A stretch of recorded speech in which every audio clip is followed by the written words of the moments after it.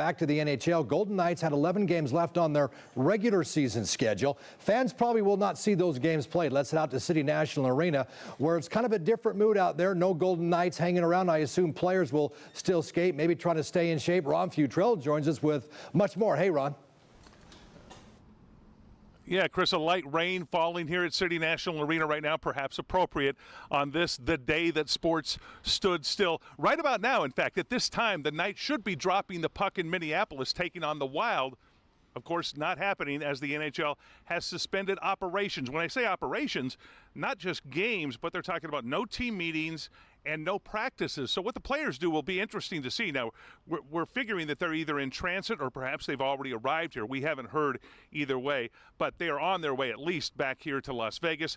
So whether they stay here in Las Vegas for this undetermined amount of time, or whether they go home, or whether they go golfing, or whether they just work out here, they won't be practicing together as a team. The Golden Knights will not. So it'll be rather interesting to see what they do. Speculating here just a little bit, one of the possibilities mentioned is that the NHL could just cancel the rest of its regular season, which means they would pick up the playoffs at some point when the regular season begins, when the playoffs begin.